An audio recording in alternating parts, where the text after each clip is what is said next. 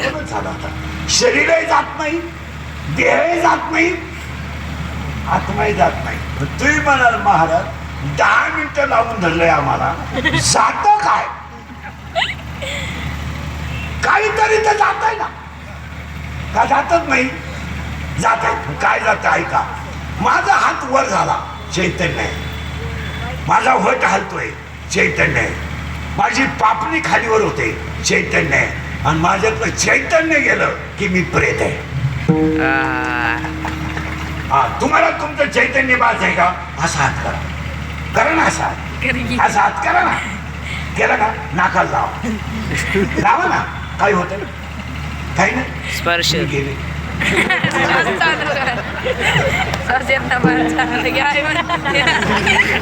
त्याला असं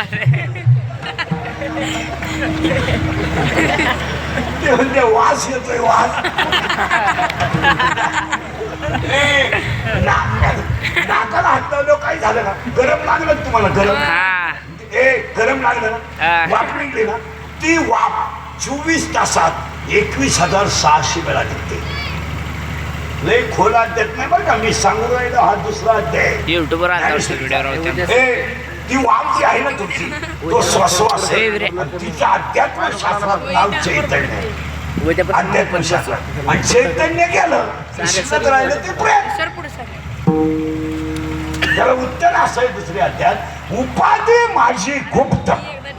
काय ज्ञानोबाची भाषा आहे, ते गुप्त आहे, दिसत नाही पण आहे. म्हणजे चैतन्य दिसत नाही पण चैतन्य गेल्याशिवाय राहत नाही. आणि याच्यातलं चैतन्य गेलं की हे साडी बंगल्याने याचं काय करायचं? काय करायचं काय? तुम्ही बसलेले माणसं मला एक उत्तर सांगा.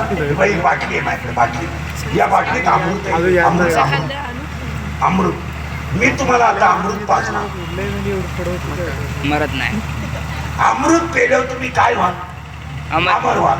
कधी मरणार नाही. पेले अमृत, पेले घ्या 2 मिनिटात, केले पेले, मी तुम्हाला काय पाजलं? अमृत. म्हणजे आता तुम्ही कधी मरणार नाही. बोला ना. नाही. मग आता माझ्या प्रश्नाचं उत्तर द्या, तुम्ही इथं राहून करणार काय?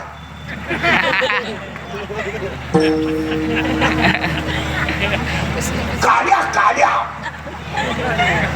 इथं फक्त काड्या कुठालेच करणार ना तुम्ही. याचं लगीन मोड, त्याचं लगीन मोड, तुम्ही करणार काय?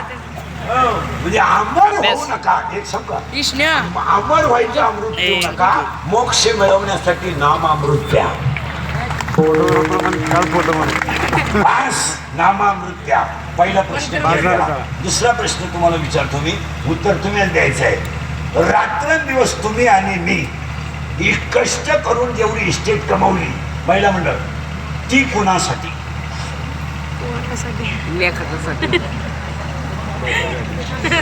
मुलाबाळांसाठी. मान्य?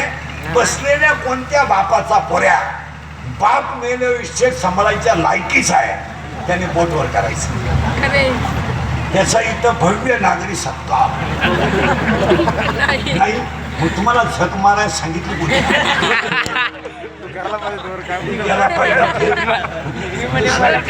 आता तिसरा प्रश्न थोडा कठीण आहे पण उत्तर तुम्ही द्यायचं. तिसरा प्रश्न आहे, रात्रंदिवस तुम्ही जेवढी इस्टेट कमवली हिचा उपभोग तुम्ही कधी घेणार? 10 मिनिटं घ्या, काय आखी रात घ्या आणि मला उत्तर द्या. तुम्ही घर बांधले, गाडी घेतली, बंगला बांधलाय, तिचा उपभोग तुम्ही कधी घ्या? कपाटातल्या सगळ्या साड्या तू नेसणार कधी? परवा जाणार आहे. गरम गरम लागले मला सांगा तुम्ही कधीच नाही. मी कारण आहे का? 50चे आपण झालो. तुम्ही मी 50चे पटापट बोला. 50चे सर ए बोला पटकन. 50चे झालं. शुगर शुगर आहे, बीपी आहे, एक झटका येऊन गेला, स्प्रिंग आले नाही, मुलाचा ठणका नाही, फॅन नावाची वेळ आली माझं.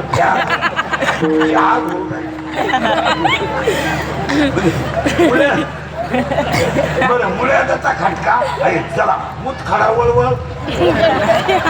करतो ती जपताना गोळ्यांचा डाबाची पालतवायची गुळी होताना व्हायची वासवायची गुळी पण मिटवायची काही ना जेवताना 3 गोळ्या खाली बसताना